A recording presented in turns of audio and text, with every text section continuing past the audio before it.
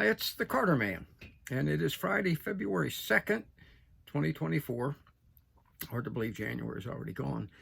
And normally, those of you who get our regular daily CR Pack email from Daily Update from me, receive your postcast, postcast weekly, where I send 3 or 4 of my of the top social media posts from the previous week.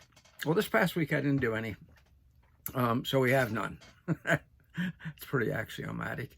The reason being I've been a little under the weather, some sort of viral thing, I think. It's not COVID. I got the doctor gave me the test, and I may be one of the only people on the face of the earth that tested negative for that. So but it was a downer, a real downer. And so I may look a little more peaked than usual to you today, even a little more turkey neck, I notice. I need to fill that out again. I need to start eating. But today, since we didn't do a lot of social media posts this past week, we're going to experiment with something new, something I've been promising you, okay? Something I've been promising you. And let's call it our first podcast, CR Pack podcast of Coffee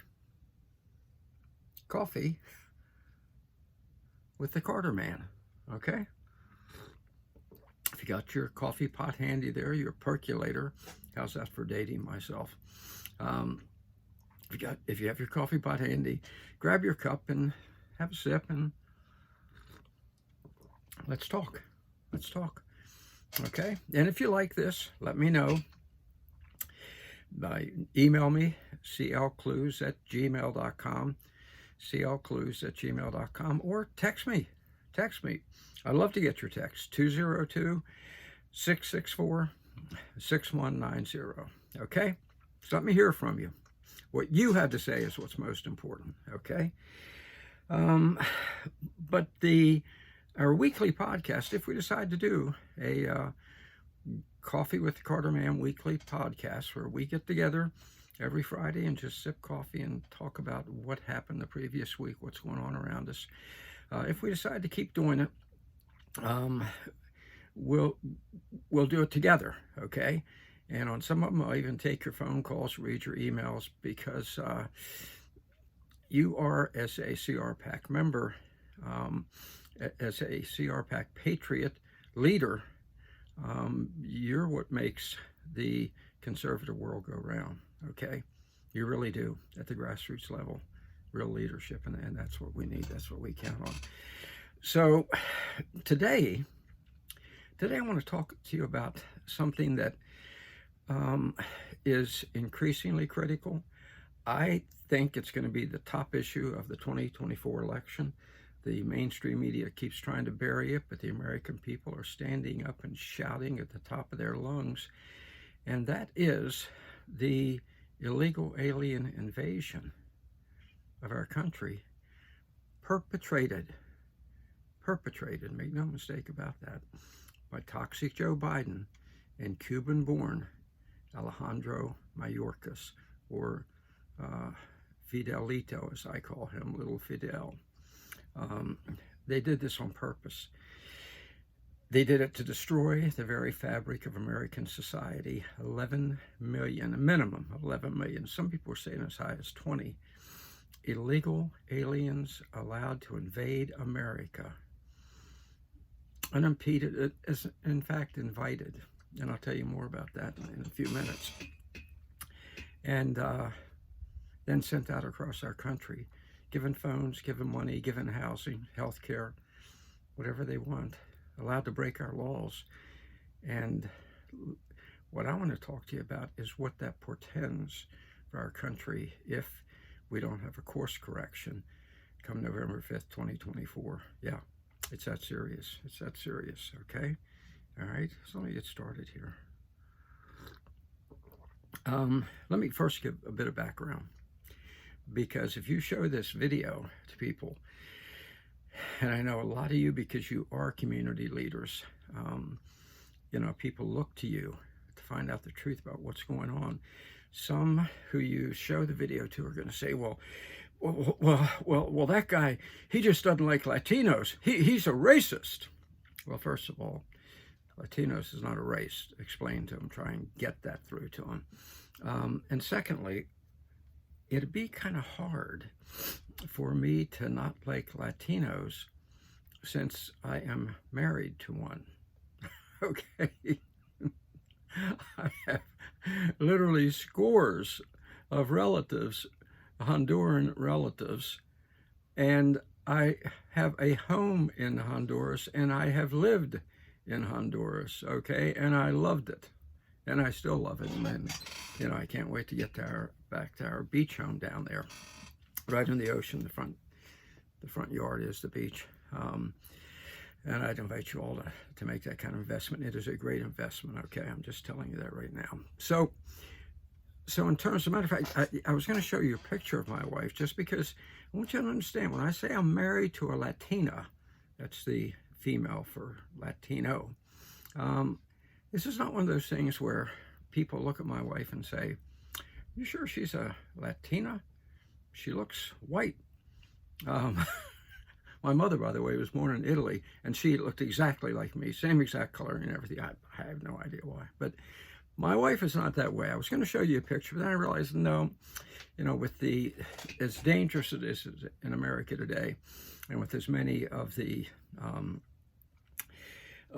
criminal element, the cartel element that Toxic Joe and Fidelita Mayores have let into the country. No, I'm not showing a picture of mine.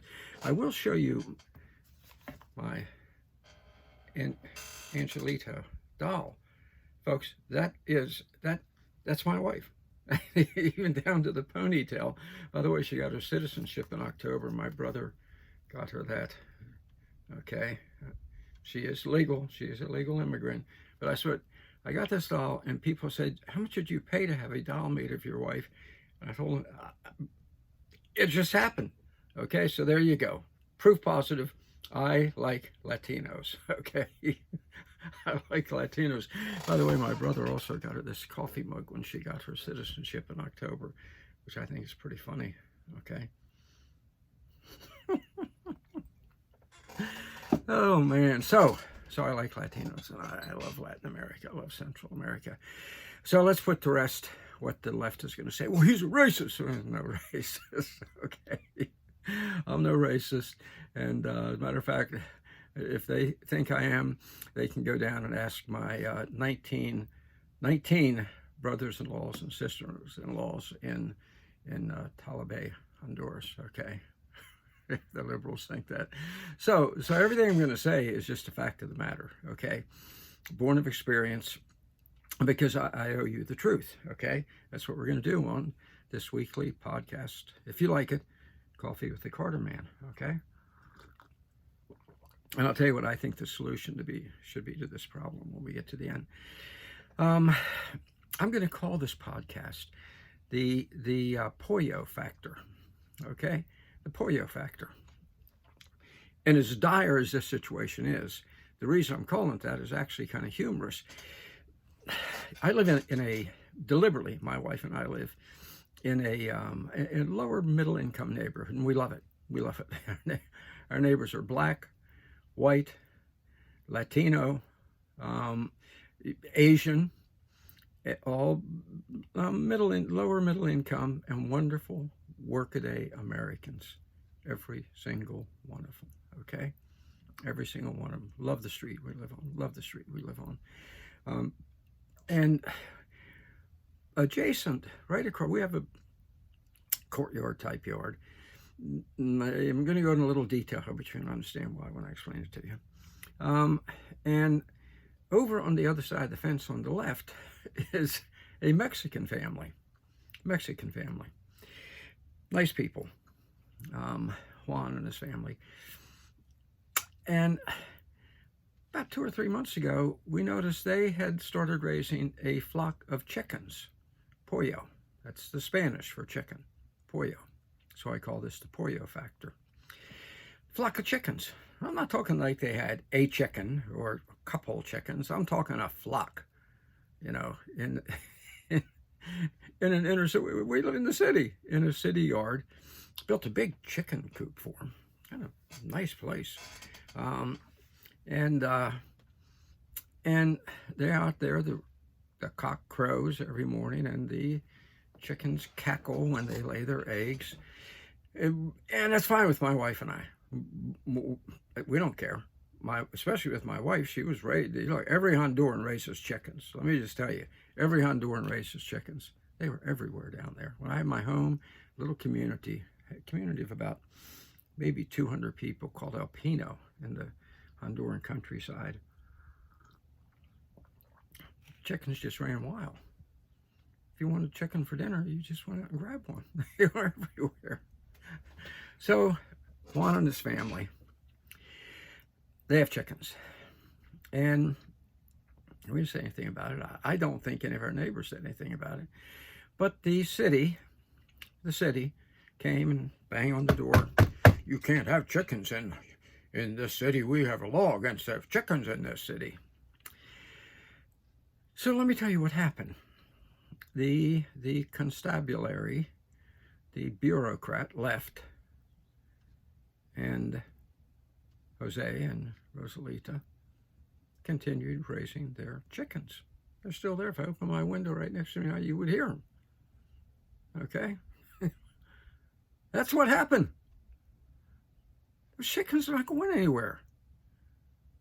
It's the pollo factor. It's the pollo factor.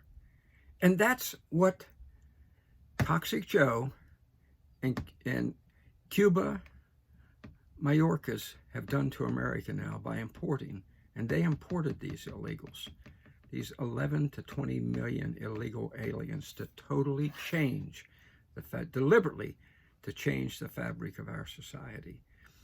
Let me put it bluntly. These people come from countries where the rule of law is not given a second thought. Okay? The rule of law is not given a second thought. Look, we have a long tradition in this country of, we came from Europeans, and they brought with them their respect for the rule of law. And that's been our tradition, okay? The government says don't do something, and we pretty much say, like it or not, okay. It's not that way in Latin America. I'm telling you this as someone who has lived there, who has a home there, whose wife is from there, whose family is there, okay? It's just the idea. Let me tell you, I can tell you exactly Juan's reaction to that bureaucrat banging on his door and telling him to get rid of his chickens. I'm sure he's very polite. Sí, señor, no problema, no problema. And then when the guy shut the door, Juan's reaction was, what was that about? What the heck was that about? What's he talking about? No chickens, ¿por qué? No pollo? Because the idea of all these permits and rules and regulations and laws and restrictions and red tape that we have in America, some of which are the bedrock of our entire foundation of governance, simply are foreign to these people, and they are not going to abide by them. I want you to think about that for a second, okay? Maybe as many as 1/10 of our population now is going to ignore the rule of law. Let me give you an example of how bad that is. Look, I remember years ago, I took my wife and I and her sister, wanted to go from Tegucigalpa, which is the capital of Honduras, to San Pedro Sula. Actually, we were heading to La Ceiba, had to take the bus to San Pedro Sula and then to La Ceiba. La Ceiba is the beach city in Honduras on the other side of the country from Tegucigalpa, which is the capital. That's just some unnecessary information for you there. But we normally would take the bus. So it was a 6-hour bus ride total, maybe. But she, at the time, my fiance, prevailed upon me to, let's rent a car, Carter, and you can drive us. Well, by the time we halfway through the drive, I made sure she understood nunca, nunca otra vez, never again. Never, never will I drive in this country. Okay? Why?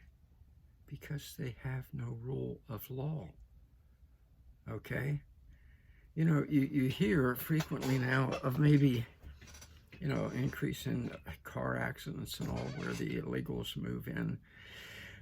Well, you have to understand, this is not because they are flaunting the laws. It's because they don't even recognize the laws. In Honduras, it's if you have the bigger car, you drive the other car off the road. Okay, let's say the other car's in front of you. You don't wait for the broken line to pass. You just drive up beside the smaller car and edge them off the road. You may say, come on, that can't happen. It happened to me over and over again. Okay. I mean, I should have rented a tank instead of I think a Fiat or whatever it was.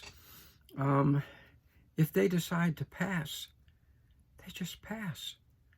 Double line means nothing. Oncoming traffic, if there's oncoming traffic, it's like they're playing chicken to see which one is going to dodge. And if they dodge, they will dodge right into your lane, even if your car is there and you have to swerve.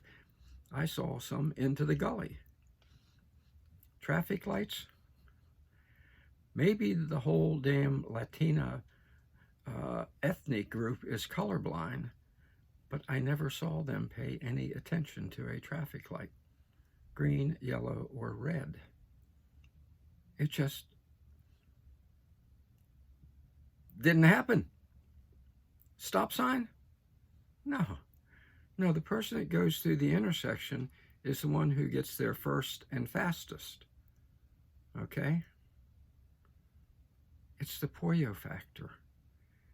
They don't recognize rules, regulations, red tape, restrictions, those things upon which American society is based.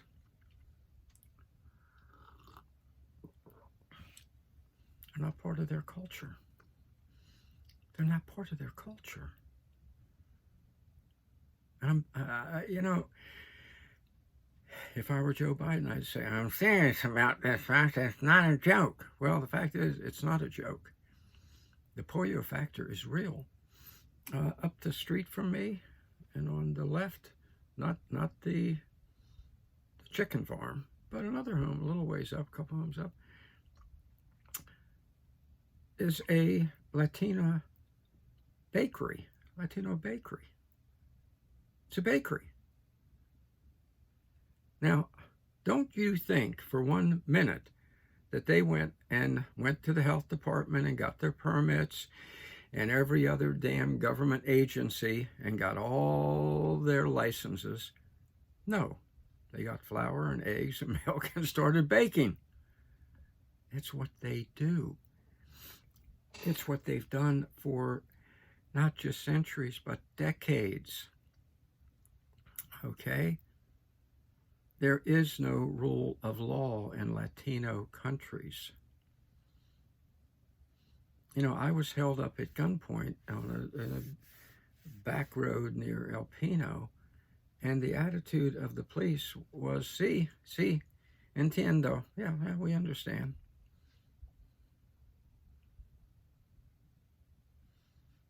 What do you want us to do about it? And I realized nothing. Nothing. It's done. It's over with. Go on with your life. Oh, they took your computer. Well, I'll buy another one. That's where we're heading. That's what Mayorkas and Biden have done. This is very serious, okay? And it's not that I want to make clear, these are not bad people. They are people who come from an entirely different culture to which they have become acculturated, okay? It's how they believe you're supposed to behave, all right? You know, let me give you a little example. Years ago, I went to Switzerland, and small town there. I can't. The name just flicked through my mind. It'll be back. But anyway, it was relatively small. Zug. And I was out. I was young, partying at 2 in the morning, and there were others out, and the streets were no traffic anywhere. But I noticed on the street corners, if it said "Don't walk," everybody else who was out there, and there were a good many people out partying that thing. Zug's a pretty active town, wealthy. Mark Rich lived there, the financial fugitive. That's who I was visiting. But I noticed if the light said "Don't walk," I don't care if the streets were bare and as far as the eye could see, all the Swiss stood there like this. I'm like, it's their culture. Okay? Had that been in Honduras, I'm not sure I ever saw a walk or don't walk sign, but I can guarantee you nobody would pay any attention because they don't believe in government oppression. Now, you hear this, the big myth is, oh, the dictators down there, horrible, they make everybody do as you're told. The fact is, they don't. It's the big misconception. Like, let's take Noriega, or not Noriega, Ortega, the dictator, let me get my quotes up here, of Nicaragua, that our government hates him because he won't do as the CIA tells him, and hasn't for 40 years now. I worked with Ronald Reagan like crazy to try and kill the guy when he first took over the country. No, I'm sorry, I did owe him an apology, which I'll make when I meet him one day. But Ortega doesn't care what you do day to day. If you're a day-to-day Nicaraguan, you are freer in Nicaragua than you are in the United States. He imposed no restrictions during the pandemic. He said, I'm not your grandfather. You want to wear a mask, wear a mask. You want to get every shot in the world, get a shot. I'm not telling you what to do. And the people there are free. They are free. Literally freer than we are here. He does what he does. I think he's worth about $2.7 billion now. It's a lot of beachfront property.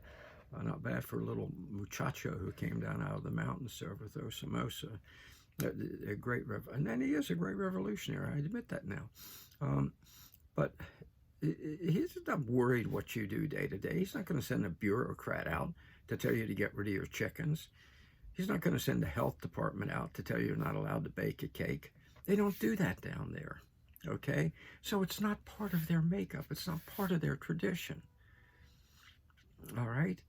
So now all these people en masse have been brought here overnight and intentionally not told about our country, not told about our traditions.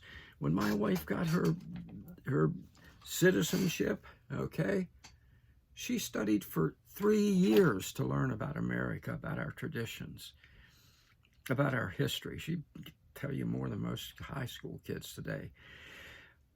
So she knew. These people have no idea, and they don't care, and they're not going to care. Nor are they going to care about our decisions on how they should work. Okay, let's be clear about something here. The one thing that they are going to bring to the table is a work ethic that is simply unbelievable.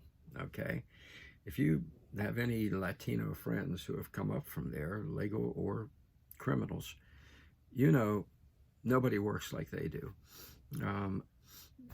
Around our neighborhood, a lot of people getting roofs replaced. Everyone on the damn roof is a Guatemalan. Okay, my wife, it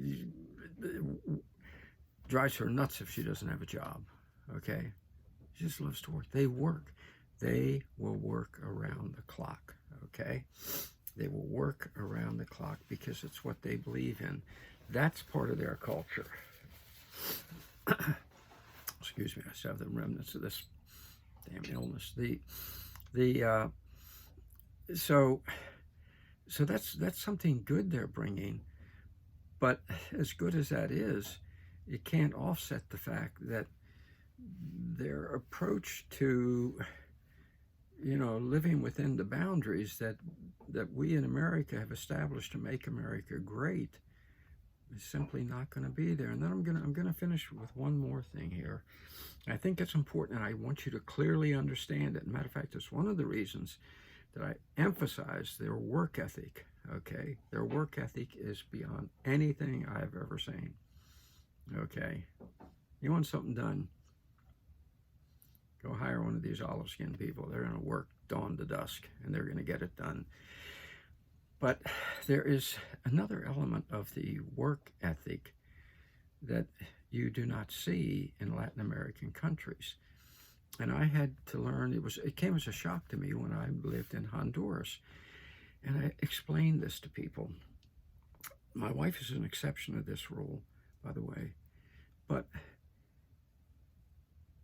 the Latinos, by and large, and I don't want to hear all this. He's stereotyping. Look, there are general rules that apply to ethnicities, and it's part of their culture. It's been part of their culture for hundreds of years sometimes. So let's not play stupid woke games. But what you have is a people who work incredibly hard, but don't necessarily show a great deal of initiative. Let me explain. In Honduras, I told you San Pedro Sula, which is their they call it their industrial capital. Gorgeous mall. Love the San Pedro Sula mall. Tegucigalpa, the downtown mall, beautiful. La Ceiba, my favorite mall. Used to spend every day there when I lived in Honduras. Yeah, every day I'd go there and work. And, I love the people, the atmosphere. Always very festive. But what struck me about the malls is none of them were built or owned by Hondurans. Usually it was Israelis and Arabs, to be honest with you. When there were major projects undertaken, when industry moved in, it was outsiders who took the initiative. Now, that doesn't mean there's something wrong with the Honduran people. But when you've lived in a society that does not reward initiative, because remember, their government prefers that you be poor. Poor people don't normally stage massive revolts because they're too busy trying to feed and clothe themselves. So the wealthy at the top in Latino countries, Central American in particular, Latin American, they soak up all the money. They take everything. They have the wealth, okay? And they keep the people down here oppressed, so there's no use them. You're not raised to show any initiative because you're not going to have any money to do a damn thing anyway. So it becomes a trait then when it is inculcated year after year, decade after decade, century after century. Okay? So it's the initiative.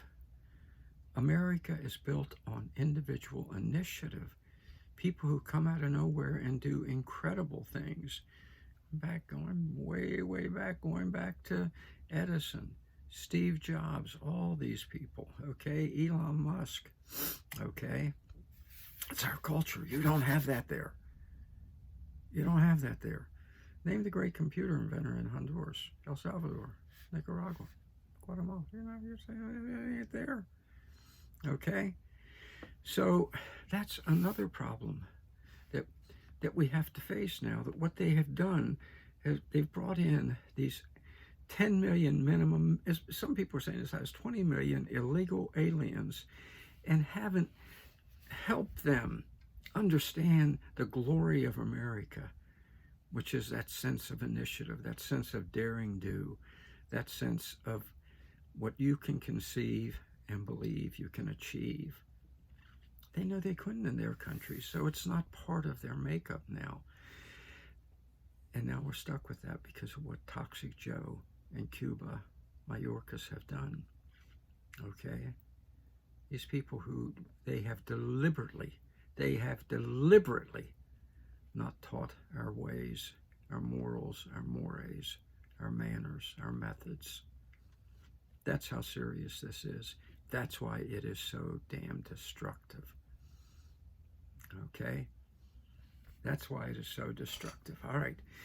Now I've leveled with you. I promised you I was going to tackle this topic of the polio factor. Everything I've just told you is the polio factor. They have brought in people. My wife will eventually be just like every other American because she studied. She came here. She had a natural initiative. She's a very unusual person. And she made herself part of the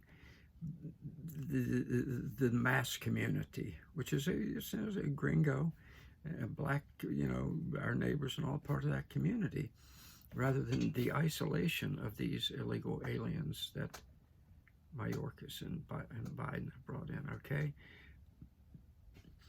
But this is a problem that's going to have to be dealt with. Now, let me get the solution. I'll close with this. I know Trump's talking about massive deportation. He refers back to the Eisenhower years. I remember as a kid. Seems to me it was around 1957, so I was probably 11 years old. And they rounded up all these Latinos who had illegally crossed the border and said, get in the paddy wagon, you're going home, okay? Dumped them on the other side of the border. The program was called, and I can guarantee you, if Trump gets elected, from my lips to God's ears, he will and does decide we're rounding these people up and sending them back. They will not call it what Eisenhower called it. He called this roundup and deportation, brace yourself, Operation Wetback. Okay, well, needless to say, it ain't going to be called that. But whatever it is called, if they do it, if they try it, it's going to be very difficult. And I think they should do it to whatever extent they can. But I think a solution that is equally important, and maybe more important, because they're not going to, Biden and Mayorkas have spread these people to every little town and community in America. And so I think equally important is mandatory education and acculturation program. Mandatory education and acculturation program where they attend classes, they learn our language. Languages have impact on behavior, okay? They learn our customs, they learn our history, they learn our traditions, they learn our way of life, and they learn why we have the way of life we do, why our way of life resulted in building the greatest nation in the history of the world, and why, when they, not if, when, if any of them don't want to do it, they do go back home. Why, when they become part of it, they will be in the land of opportunity then and be able to achieve their goals and make their dreams come true. That's vitally important. You're going to need to change a mindset. You need to change your mindset, okay? So there we have it. I promised you I'd talk about the polio factor today, and I just told you how to overcome the polio factor.